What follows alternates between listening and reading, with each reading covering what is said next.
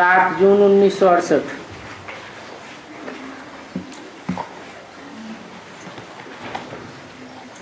कोई म्यूजियम में पूछते होंगे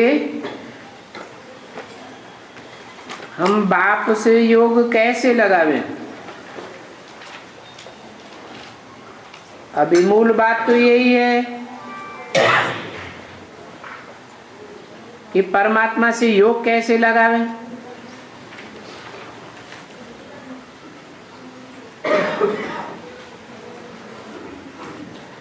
ऐसे कोई ने पूछा,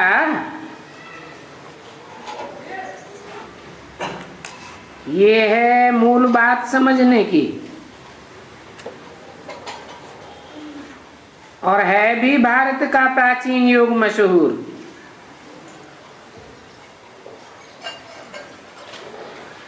मुझते होंगे कि परमात्मा का क्या रूप है।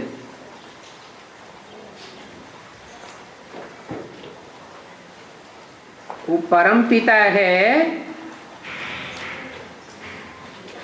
उस बाप को हम कैसे समझें, ये मुख्य प्रश्न पूछते होंगे। तो पहले पहले क्या समझाना है।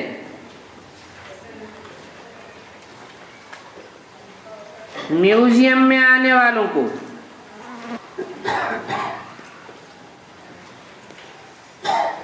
पहले पहले समझाना है कि तुम आत्मा ज्योति बिंदु हो।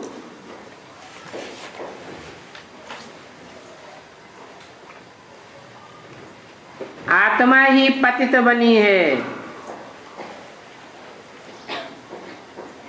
तब पुकारती है, हे पतित पावन बाप।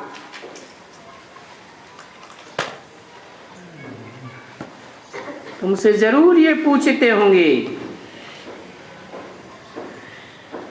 मूल बात है बाप से योग कैसे लगावे।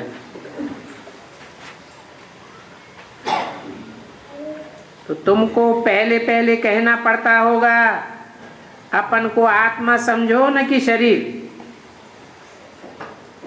पहले पहले यह बात समझानी पड़े।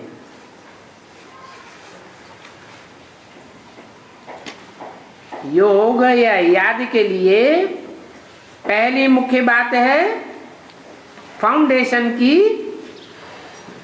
कि हम आत्मा हैं। वो हम सभी आत्माओं का बाप है, परम पिता परमात्मा। हम भाई भाई हैं, हकदार हैं बाप के अविनाशी सुख शांति के वर्षे के लिए।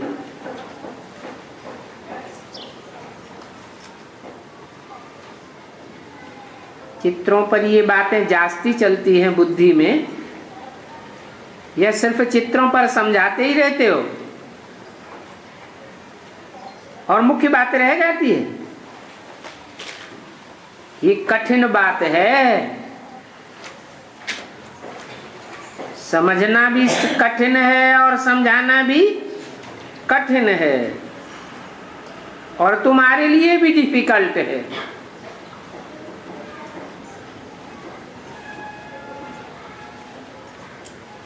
कैसे कहें डिफिकल्ट है, क्योंकि तुम भी याद की यात्रा में ठहर नहीं पाते हो। घड़ी घड़ी बुद्धि तिरक जाती है। अपन को आत्मा समझ बाप को याद करना, क्योंकि वो ही तो पतित पावन है। तो तुम पावन बन जावेंगे। सतयुग में तो निराकारी साकारी दोनों दुनियाएं पवित्र थी। अभी भी निराकारी दुनिया तो पवित्र ही है, बाकी ये साकारी दुनिया कैसी है, अपवित्र है। अभी सवाल है, जब दुनिया ही अपवित्र है तो दुनिया में रहने वाले सभी अपवित्र हैं।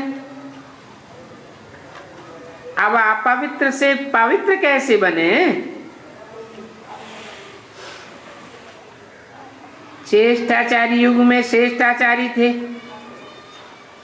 अभी युग ही भ्रष्टाचारी है, दुनिया ही भ्रष्टाचारी है। तो भ्रष्टाचारी से श्रेष्ठाचारी कैसे बने?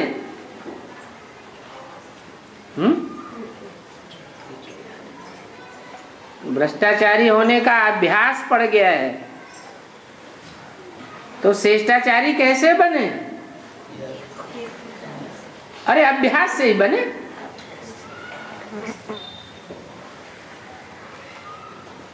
याद के लिए क्या करना पड़े? अनेकों की याद छोड़ करके एक श्रेष्ठ ते श्रेष्ठ की याद का अभ्यास पक्का करना पड़े। जो श्रेष्ठ ते श्रेष्ठ है और श्रेष्ठाचारी बनाने वाला है, वो लोग तो जरूर पूछेंगे हमें रास्ता बताओ, हम बाप के नजदीक कैसे पहुंचे। नजदीक पहुंचने का मतलब कोई कंधे पर सवार होना नहीं है। बाप जिस मनुष्य तन में मुकर्रर रूप से आता है, उसका जो ऊंचे ते ऊंचे पद बनता है, स्टेज बनती है, उस स्टेज के नजदीक से नजदीक कैसे पहुंचे। भक्ति की जाती है भगवान को पाने के लिए, तो बच्चों को ज्ञान की इस मुख्य बात पर ले आना चाहिए। झाड़ की समझानी तो बहुत सहज है। पहले ये सिखाना चाहिए हम बाप के बच्चे हैं, अभी अपवित्र हैं, तो पवित्र बन पावन दुनिया के लायक कैसे बने। क्योंकि यहां तो इस दुनिया में पावन एक भी नहीं है, और सर्व को पावन बनाने वाला एक ही बाप है। वो सभी आत्माओं का बाप कहते हैं, सिर्फ मुझे याद करो तो तुम तमो प्रधान से सतो प्रधान बन जाओगे। ये अब विचारी याद कराना है, बेहद के बाप से डायरेक्ट कनेक्शन रखवाना है।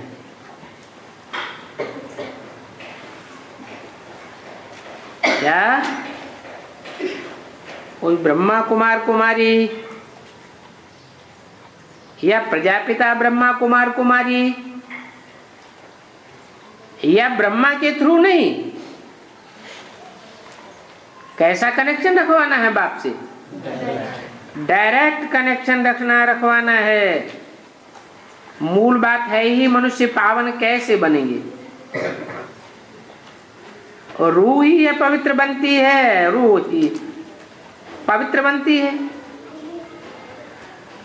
अभी तो कलयुगी दुनिया ही तमो प्रधान है। आयरन एज से गोल्डन एज कैसे बने?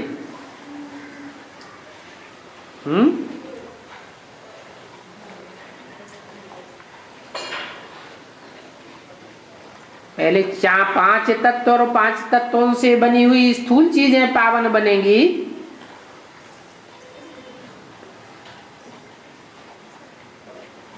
पहले शरीर पावन बनेंगे, या शरीर में रहने वाली इंद्रियां पावन बनेंगी। इंद्रियों में भी कर्मेंद्रियां पहले पावन बनेंगी,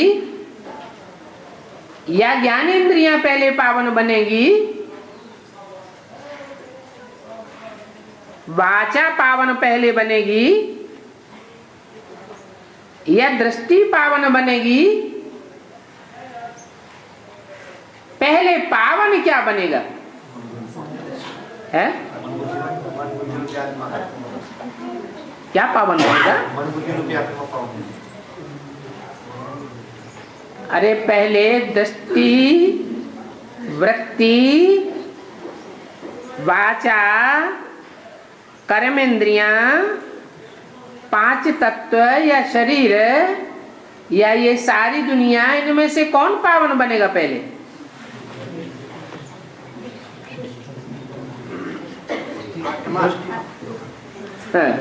आत्मा पावन बनाने के लिए संग का रंग चाहिए ना। कितनी 500 करोड़ आत्माएं हैं, पावन बनाने वाला एक ही है। पावन बनने वाले कितने हैं? 500-700 करोड़, और बनाने वाला एक। तो क्या सीधे ही 5 तत्वों को पावन बना देगा?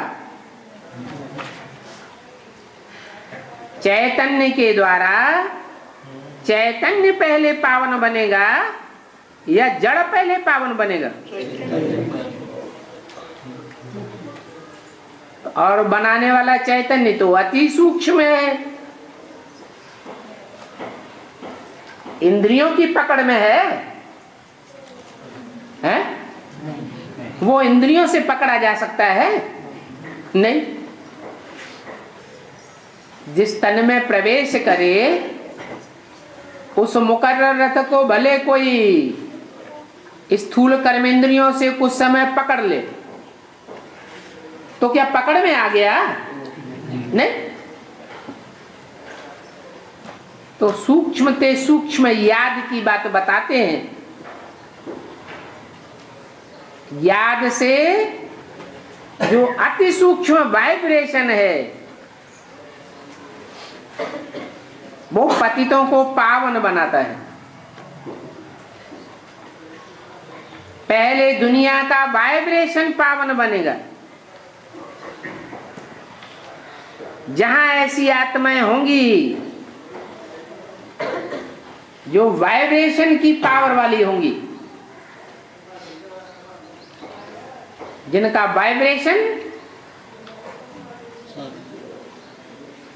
याद के वायुमंडल से भरा पूरा होगा, उनके कनेक्शन में आने मात्र से ही जीवात्माओं का परिवर्तन हो जाएगा।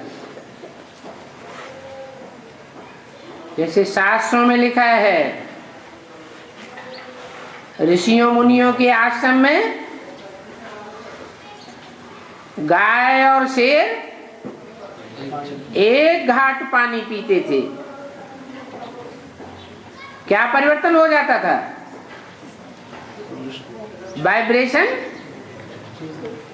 तपस्या का प्रभाव डाल देता था। तो मूल बात है, आयरन एज से गोल्डन एज कैसे बने?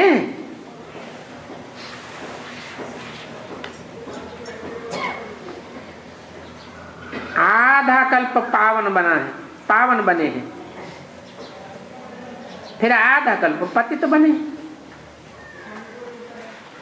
और ये है ईश्वरीय मिशन। अभी हम ईश्वरीय परिवार के हैं। इस ईश्वरीय परिवार में सबका बाप तो ईश्वर है ना,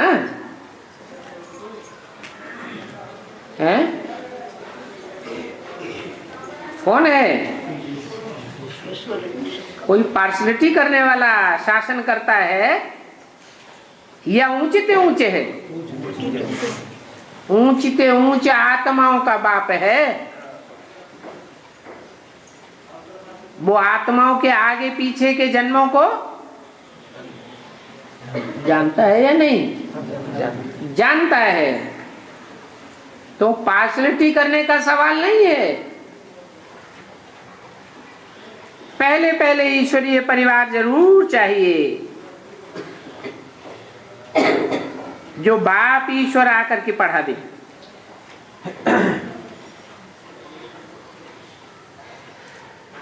फिर पढ़ाई पढ़ते पढ़ते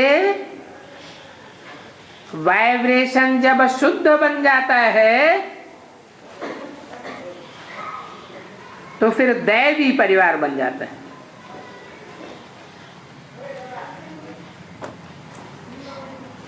अब ईश्वर कैसे पढ़ाते हैं जो फिर ईश्वरीय परिवार दैवी परिवार बन जाता है? फिर सीढ़ी उतरना होता है। घड़ी घड़ी पूछते हैं बाप को कैसे याद करें, हम योग में कैसे रहें, हम आत्मा और बाप को याद कैसे करें, ये प्रश्न पूछते हैं। बोलो तुम पावन बनेंगे ही बाप को याद करने से। पहली बात ये है, इसके लिए क्या करना पड़े? बाप को याद करने से ही पावन बनेंगे, तो इसके लिए फिर करना क्या पड़े? पहली बात याद कैसे आएगी? कोई को कह दो बाप को याद करो तो करेगा? क्या करना पड़े? है? हाँ, उसको परिचय देना पड़े कि वो बाप किसका है और तुम कौन हो। पहले अपन को और बाप को जानो, तब बाप की याद ठहरेगी। पावन बनने के लिए बाप को याद करना पड़े। जब बाप को जान जावेंगे तो फिर और बातें तुम आप ही जान जावेंगे। क्या बाप को जाना माना सब कुछ जाना। तुम राजयोगी हो तो औरों को भी रास्ता बताना है। मूल है ये बात याद की। बाकी और ढेर बातों में जाने से फायदा नहीं है। एक की ही अव्यभिचारी याद आनी चाहिए। साधु संत महात्माएं तो अंधश्रद्धा का भक्ति मार्ग सिखलाते हैं, कहते हैं परमात्मा सर्वव्यापी। तो सर्व के अंदर एक वाइब्रेशन होंगे, एक जैसी दृष्टि होगी, एक वैसी वृत्ति होगी, या अलग अलग होगी? फिर अशांति बढ़ेगी या शांति बढ़ेगी? फिर तो और ही अशांति हो जाएगी। तो ये साधु संत आदि तो भक्ति मार्ग की बातें सिखाते हैं। बाप खुद कहते हैं अब मुझे याद करो तो तुम्हारे विकल्प विनाश होंगे, और मैं एक व्यापी बनकर आया हूं तो तुम्हारी बुद्धि एक ठिकाने लगेगी। यह सर्वव्यापी मानने से एक ठिकाने लगेगी।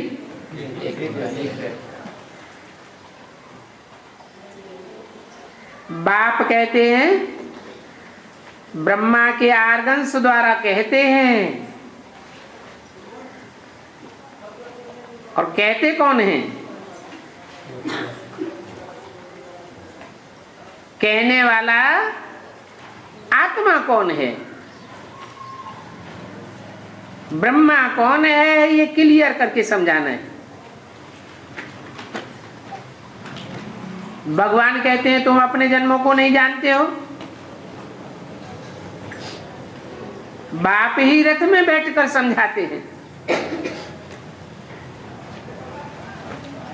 तो बोलो मुख्य बात है बाप को याद करना। बाप से ही वर्षा मिलेगा, किचड़ा निकल जाएगा, और जितना जितना आत्मा का कचड़ा निकलता जाएगा उसकी निशानी क्या होगी? है? आत्मा की खुशी बढ़ती जाएगी। तुम सभी इस बात में मुझते हो, याद ही भूल जाती। बल नौकरी याद करते हो तो ये याद आना चाहिए हमें अपने घर जाना है। कौन से घर में? विनाशी घर जाना है, वो याद आना चाहिए या अविनाशी घर याद आना चाहिए? तो बुद्धि में आवेगा कि बाकी अभी थोड़ा समय बचा है, भविष्य के लिए अभी बाप को याद करना है। तुमको और कोई भी योग आश्रम आदि में नहीं जाना है। जानते हो अभी सबके 84 जन्म पूरे हुए।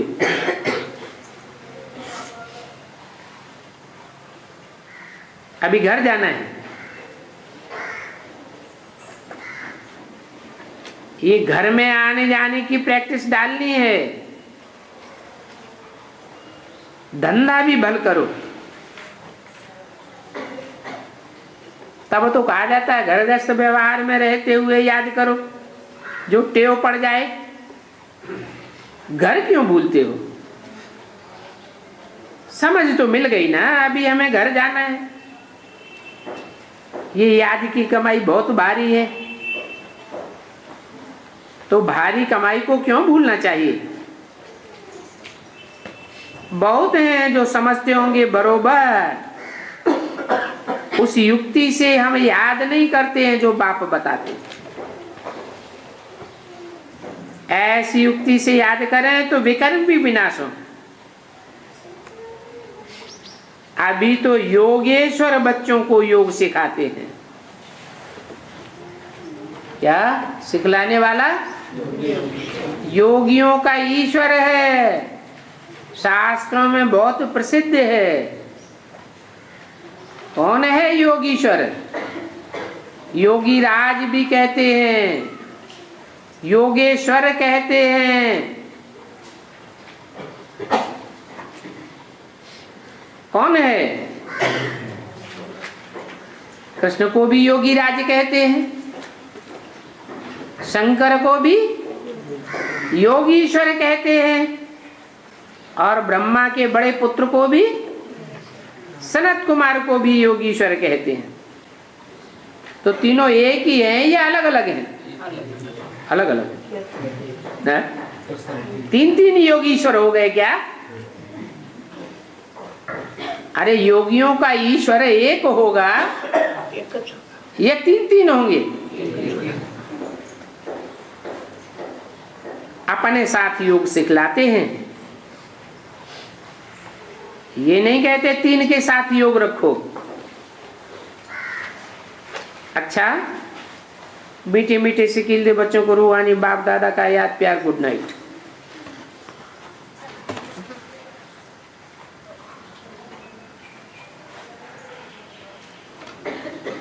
7 जून 68 की वाणी बची थी।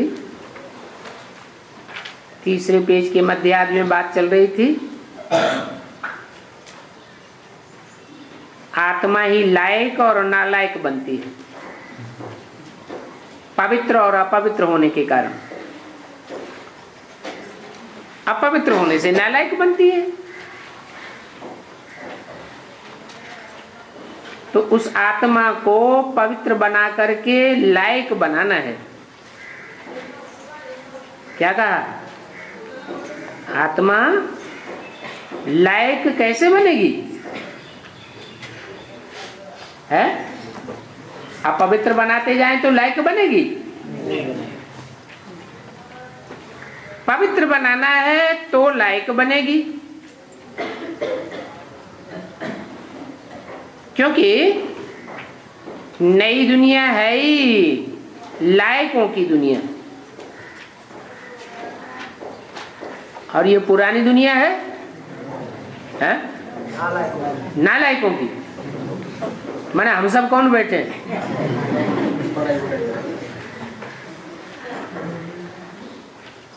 कहेंगे हम नालायक से लायक बनने के लिए पढ़ाई पढ़ रहे हैं।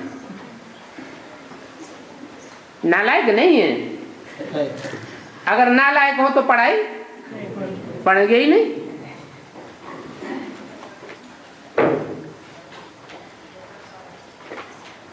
लायक को देवता कहा जाता है।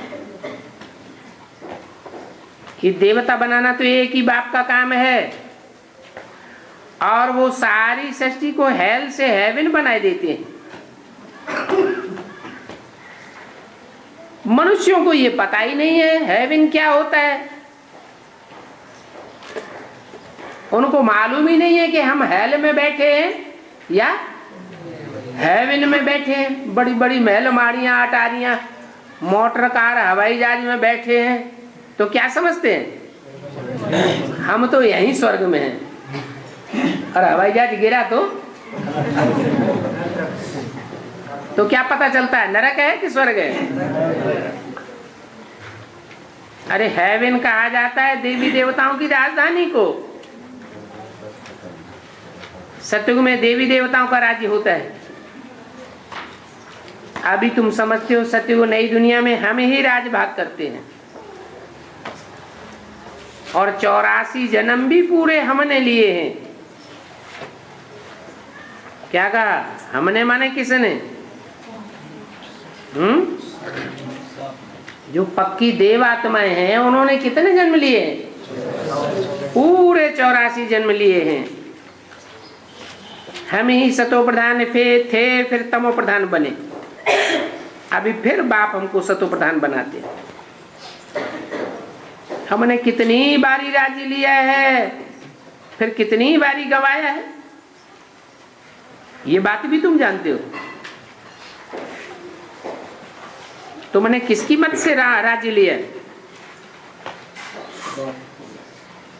राम बाप की मत से तुमने राज्य लिया है, और रावण की मत से तुमने राज्य गंवाया है। अभी फिर ऊपर चढ़ने के लिए तुमको राम मत मिलती है। ये नहीं, क्यों नहीं कहा जाता शिव मत मिलती है, हैं? राम मत क्यों कहा जाता है? राम मत, रावण मत, राम राज्य, रावण राज्य क्यों कहा जाता है? शिव मत या शिव राज्य क्यों नहीं कहा जाता है? क्योंकि शिव तो बिंदी का नाम है, बिंदी मत कैसे देगी? बिंदी जरूर पहले राम के 84 जन्म के अंतिम चोली में प्रवेश करे, तब मत दे। तो तुमको राम मत मिलती है, गिरने के लिए राम मत नहीं मिलती है।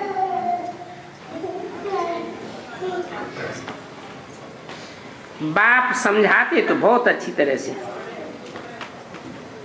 परंतु भक्ति मार्ग की बुद्धि चेंज बड़ी मुश्किल से होती है। भक्ति मार्ग का शो बहुत है, और वो भक्ति मार्ग दुब्बण है, दलदल है, एकदम गले तक दुब्बण में डूब पड़े हैं। इसे भक्ति मार्ग को दुब्बण कहा जाता है, और सारी सृष्टि के मनुष्य मात्र दुब्बण में फंसे हुए हैं।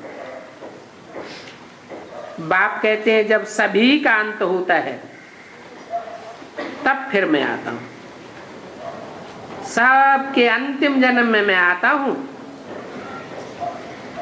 मैं आकर के इन बच्चों द्वारा ही कार्य कराता हूं, जो बाप के साथ सर्विस करने वाले ब्राह्मण ही बनते हैं।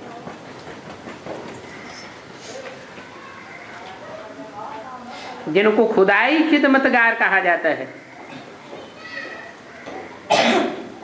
किसकी खिदमत में लगते हैं?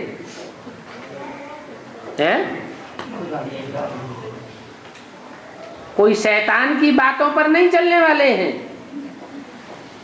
नहीं तो शैतान के खिदमतगार कहे जाएं। किसकी बातों पर चलने वाले हैं? एक खुदा की खिदमत करने वाले हैं, और ये सबसे अच्छी खिदमत है, बाप की श्रीमत पर चलना। श्रीमत बच्चों को मिलती है कि ऐसे ऐसे करो, फिर उस श्रीमत पर चलने वालों में नंबरवार हैं जो छांट छांट कर निकलेंगे। ये भी नई बात नहीं है, है? श्रीमत पर चलने वाले सब एक जैसे होते हैं क्या? कोई आज अंजाम करते हैं और कल अंजाम को तोड़ देते हैं। तो कोई नई बात नहीं है। कल अब पहले भी जितने देवी देवताएं निकले थे वो वही फिर निकलेंगे। ये ड्रामा में नूंद है। तुमको सिर्फ सबको पैगाम पहुंचाना है। क्या पैगाम पहुंचाना है? कि बाप आया हुआ है जो सबका बाप है और पुरानी दुनिया का विनाश, नई दुनिया की स्थापना कराने के लिए आया हुआ है। ये काम और कोई धर्म पिताओं ने नहीं किया है। ये सबको पैगाम पहुंचाना है बहुत से। इसलिए बाबा ने गीत भी बनाया था। वो लोग कितना खर्चा करते हैं गीत आदि बनाने में। एक मैगजीन में है जिसमें खास श्री कृष्ण के हिंसक चित्र दिखाए हुए हैं। कृष्ण को जैसे कि बड़ा भारी हिंसक बनाई दिया है। सुदर्शन चक्र से सभी का गला काटा। इसका स्थूल अर्थ क्या है और बेहद में इसका क्या अर्थ है? एक तो सुदर्शन चक्र कोई स्थूल रथ का पहिया नहीं है जो उन्होंने समझ लिया। क्या है?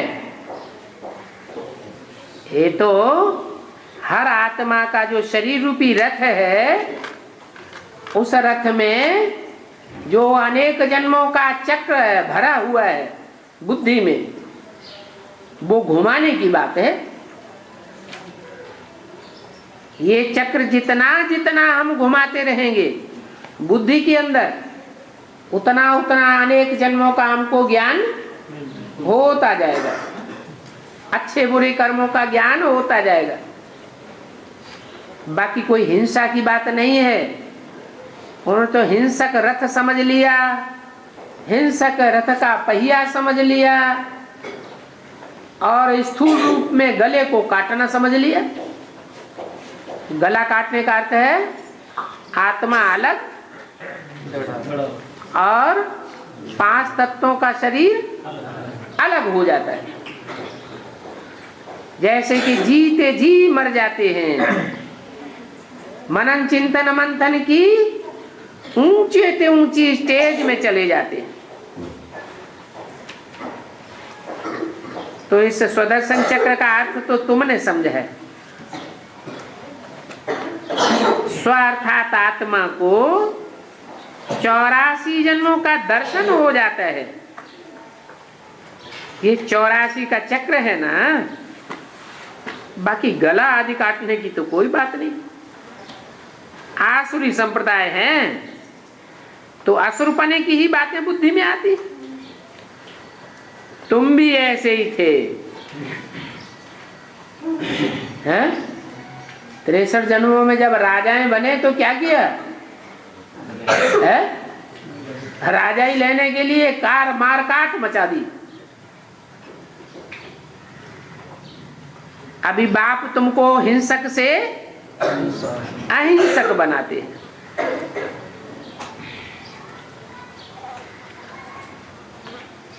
ये आसुरी संप्रदाय की बातें हैं, भक्ति मार्ग में बताई है।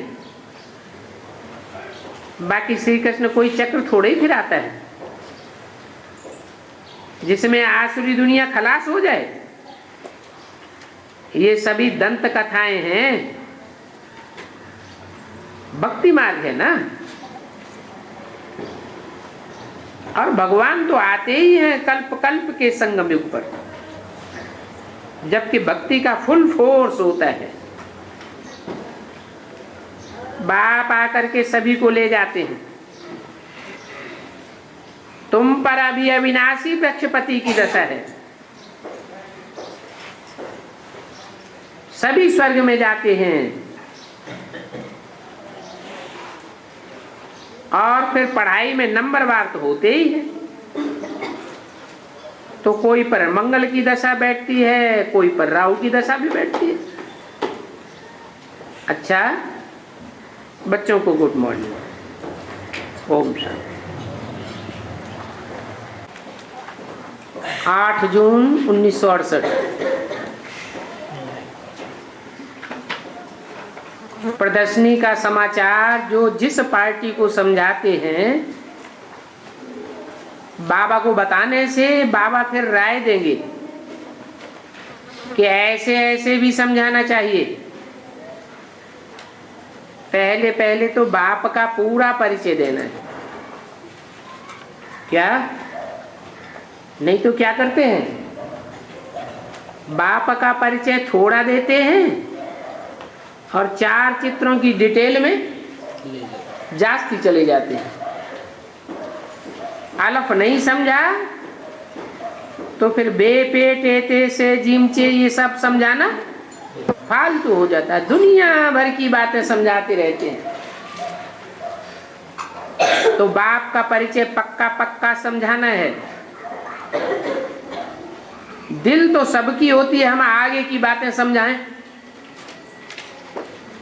परंतु बाबा कहते हैं आगे का डिटेल बाद में समझाना, पहले पहले अलफ। अलफ क्यों कहते हैं? पहले पहले बिंदु क्यों नहीं हैं? चलो, बे तो दूसरा नंबर है, दूसरे नंबर का अक्षर उर्दू में।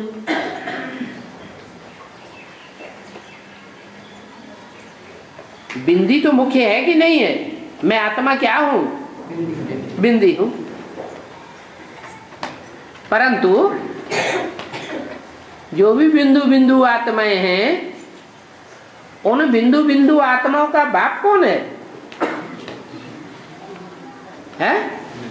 ज्योति बिंदु शिव।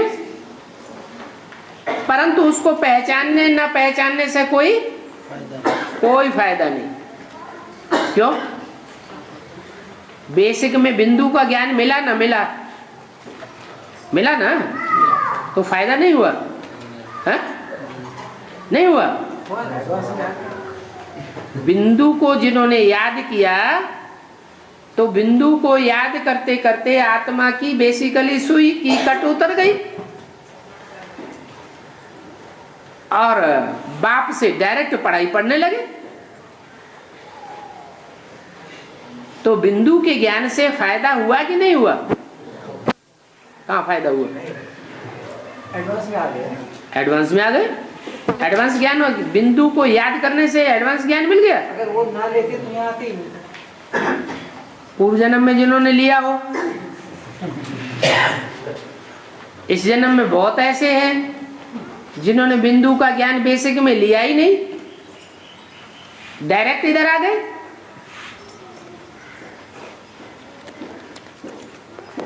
तो बिंदु परमधाम में सभी आत्माएं किस रूप में होती हैं? बिंदु बिंदु रूप में। परंतु वहां शरीर नहीं होता है। इसलिए आत्मा जड़वत है या चैतन्य है? जड़वत है। जड़वत की कोई वैल्यू नहीं होती। वो जड़ आत्मा जब तक शरीर में प्रवेश न करे तब तक उसकी कोई वैल्यू नहीं होती। इसलिए बताया कि बिंदी बिंदी बिंदी बिंदी सैकड़ों बिंदियां रख दो, कोई कीमत नहीं। क्या? जब तक 1 2 3 4 8 9 जो अंक हैं, उन अंकों को नहीं रखेंगे जीरो के साथ, तो जीरो की कोई वैल्यू नहीं है। तो बताया अलफ का परिचय पहले पहले देना है। कि ये अलफ है जो हीरो पार्टधारी है, जिसमें सुप्रीम सोल प्रवेश करता है मुकर्रर रूप से। बेहद के बाप का परिचय तो देना है ना। वो बेहद का बाप है जो बेहद का वर्षा देने वाला है। उसने ये राजयोग सिखाया था, अभी फिर सिखाए रहे। कहते हैं अपन को आत्मा समझ बाप को याद करो तो सभी पाप भस्म हो जाएंगे। इसको योगाग्नि कहा जाता है। अग्नि क्यों कहते हैं? क्योंकि अग्नि में भी सारा कचरा भस्म हो जाता है। तो ये भी पाप कर्मों का कचरा है। जन्म जन्मांतर के पाप कर्म किए हैं, वो सारा कचरा बाप की योगाग्नि से भस्म हो जाता है। उस योगाग्नि से तुम पवित्र बन जाओगे। कहते भी ये पतित पावन आओ, सारी दुनिया ही पतित है, मनुष्य सभी पतित हैं। ये बात बोलने में कोई हर्जा नहीं है। हाँ, पतित से फिर पावन बनना जरूर है। तो ये परिचय तो जरूर देना है कि सब पतितों का संग छोड़ एक संग जोड़ो, और संग तोड़ एक संग जोड़। अपन को आत्मा समझो, अपन को रूह समझो। आत्मा ही पतित बनी है। देह अभिमानी को समझ नहीं सकते हैं, तो पहले आत्मा समझना पड़े। ये है शिव बाबा का बेहद का भंडारा। शिव बाबा तो खाते पीते नहीं है। उनको काय के लिए बुलाया है? खाने पीने के लिए बुलाया है क्या? शिव बाबा परम धाम से आए हैं, खाने पीने के लिए आए हैं। माताएं क्या करती हैं? जहाँ पहुंचेंगी तो शिव बाबा के मुंह में पहले ठूसेंगे। बाबा कहते मैं तो यहाँ खाने पीने नहीं आया हूँ, मैं किस लिए आया हूँ? तुम्हारी सेवा करने के लिए आया हूँ। सर्विस के लिए ही मुझे बुलाया है। और सर्विस भी क्या देते हो? पतितों को पावन बनाने की सर्विस देते हो। पढ़ाई भी पढ़ते हो, वो भी पतित से पावन बनने की पढ़ाई पढ़ते हो। तो सो जो तुम सर्विस देते हो, सो सर्विस पतित से पावन बनाने की बात कर रहे हैं।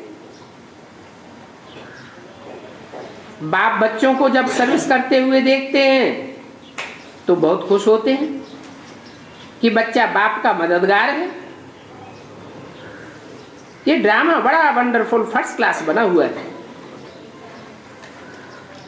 इस ड्रामा में नाम ही पड़े हैं ज्ञान भक्ति वैराग। ज्ञान मिलता है तो भक्ति की अंधश्रद्धा की बातों से वैराग आ जाता है। ज्ञान दिन भक्ति रात। दिन में है सुख, रात में है दुख। बाप आकर बच्चों को अच्छी रीति समझाते और बाप ही दुनिया को बदलेंगे। ये भी तुम जानते हो, भक्ति मार्ग के गुरुओं की तो बादशाही है। वो तो तुम्हारी बातें जल्दी नहीं मानेंगे। इन गुरुओं की अभी पिछाड़ी है। बहुत समझते हैं कि ये सन्यासी क्या करते हैं, ये भारत की तो सेवा करते ही नहीं है। तो ये खुद ही भ्रष्टाचारी है, तो श्रेष्ठाचारी कैसे बना सकेंगे? परंतु भक्त लोग समझते हैं सन्यासी ही श्रेष्ठाचारी है। परंतु तुम समझाते हो इस दुनिया में सब भ्रष्टाचारी है, भ्रष्ट इंद्रियों से पैदा हुए हैं। सन्यासी भी भ्रष्टाचारी है। श्रेष्ठाचारी तो ये देवी देवताएं थे, लक्ष्मी नारायण थे। लक्ष्मी नारायण की कितनी महिमा होती है, उनकी शास्त्रों में कहीं कोई ग्लानि नहीं की हुई है। इनों की महिमा ही ऊंच है। इन सन्यासियों का पार्ट तो पीछे का है। पीछे आकर दुनिया तमो प्रधान बनती है या पहले सतो प्रधान होती है? दुनिया कब तमो प्रधान हो, कब सतो प्रधान होती है? पहले सतो प्रधान फिर तमो प्रधान। दुनिया की हर चीज 4 अवस्थाओं से पसार होती है। तो सतो प्रधान दुनिया में जन्म लेंगे वो जरूर श्रेष्ठाचारी होंगे। तमो प्रधान दुनिया में जो जन्म लेते हैं वो कैसे होंगे? जरूर भ्रष्टाचारी होंगे। तो सन्यासियों का तो पार्ट ही पीछे का है। रात दिन का फर्क हो जाता है। परंतु मनुष्यों की बुद्धि ऐसी है जो मोटी जंक चढ़ी हुई है, कुछ भी नहीं समझते। याद से जंक निकालते हैं तो नई दुनिया के मालिक बन जाते हैं। कचरा आग में जलाया जाता है, ये भी सारी दुनिया का कचरा आग में जलना है। सारी दुनिया के बम्बोर को आग लगेगी, ये आग लगनी जरूर है। सीढ़ी का चित्र भी मुख्य है। किसको भी ये सीढ़ी का चित्र समझा कर देंगे तो वो झट ले लेंगे। ये तो बाबा समझते हैं, यहाँ जो बैठे हैं सुदर्शन चक्रधारी तो हैं ही। बाबा की याद आने से दैवी गुण भी धारण करना है। शिव बाबा स्वर्ग रचते हैं तो बाबा की याद से स्वर्ग के गुण जरूर आवेंगे। वहां तो होते ही है सर्वगुण संपन्न। अलफ को याद करने से कैसे बादशाही मिलती है? देवताएं होते ही है सर्वगुण संपन्न। यहां तो इस दुनिया में हिंसा ही हिंसा है, वहां नहीं दुनिया में अहिंसा। बड़ी से बड़ी हिंसा है इस दुनिया में काम कटारी चलाने की। बाप कहते हैं अगर इन पर विजय पाई तो तुम यह बन जाएंगे, ये गारंटी है। तुम्हारे अंदर दैवी गुण जरूर आ जाएंगे। अभी तो पत्थर बुद्धि है ना, आगे चलकर इनों की हड्डियां भी नरम हो जाएंगी। सतो प्रधान देवताओं को और तमो प्रधान असुरों को कहा जाता है। बाप बताते हैं कि बाप से वर्षा लेना बहुत सहज है। बाप की पढ़ाई का नाम ही है सहज ज्ञान और सहज राजयोग। तो हम भी वर्षे के हकदार बन जावे। दैव गुण भी धारण करने हैं। बच्चों को बहुत खुशी रहनी चाहिए। जो बाप को याद करते हैं उनके लिए खुशी ही खुशी है। खुशी इतनी बढ़ जाए जो नींद भी उड़ जाए। लोग तो रात में सोने के बाद सपने देखते हैं, फिर जगने के बाद खुश होते हैं। और हमारी खुशी इतनी बढ़े कि रात भर नींद ही उड़ जाए, खुशी में फूले न समय, और दूसरे दिन फ्रेश दिखाई दे। ये नहीं थकान अनुभव। बहुत बड़ी बात है कि छोटी बात है? बाप बिगर ये बातें कोई समझा नहीं सके।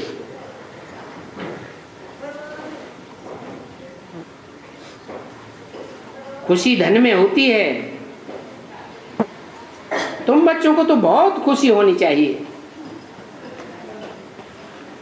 खुशी जैसी है खुराक नहीं। इन देवताओं को देवता किसने बनाया? फिर वो देवता चले कहाँ गए? किसको भी पता नहीं है। बाप कहते मैं आता हूं, इन बातों को बाप के बगैर कोई समझा भी नहीं सकता। वो सुप्रीम टीचर है, परंतु इन आंखों से देखने में नहीं आता है। कौन सी आंख से देखा जाता है? बुद्धि के तीसरे नेत्र से ही देखा जाता है। कोई कहो चलो हम बाबा के सत्संग में आते हैं, दर्शन करें आए, तो बाबा देखने को मिलेगा क्या? है? धूल भी नहीं मिलेगा। ये तो समझने की चीज है। अपने आत्मा को ही नहीं देखा है तो तुम बाप को कैसे देखेंगे? तुम भी समझते हो, भक्ति मनुष्यों को समझाते हैं, सिखाते हैं। भक्ति में समझने की चीज तो कोई होती ही नहीं, अंधश्रद्धा ही सिखाते हैं। वो शास्त्रों की पढ़ाई है। बाप कहते हैं ये शास्त्र आदि सभी भक्ति मार्ग है। इन शास्त्रों आदि से मनुष्यों ने दुर्गति को पाया है। सदगति तो ज्ञान से होती है, और ज्ञान मनुष्यों को ज्ञान नहीं दे सकता। ज्ञान कौन देता है? एक परम पिता परमात्मा ही मनुष्यों को ज्ञान देता है। बाकी तो सब भक्ति से दुर्गति को पाते रहते हैं।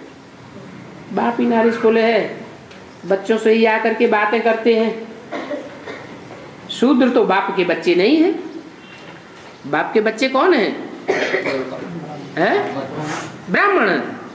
जो ब्राह्मण बनते हैं वो बाप से पढ़ाई पढ़ते हैं, बाकी भक्ति से तो दुर्गति को पाते रहते हैं। आत्मा ही सभी कुछ करती है, संस्कार आत्मा ले जाती है। तो बाबा ज्ञान का सागर है, तो ज्ञान कैसे देंगे? ज्ञान से ही समझते हैं, हमको ज्ञान सागर पढ़ाते हैं। सभी आत्माएं कहती हैं हे परमपिता परमात्मा हमारे दुख और, तो शरीर द्वारा पुकारती है ना। वो पुकार और कोई सुनता ही नहीं है। सुनते तब हैं जब कोई शरीर में प्रवेश करते हैं। ऐसे नहीं, ईश्वर सभी कुछ जानते ही हैं। ये बड़ी समझने की बात है। अच्छा, बच्चों को गुड नाइट।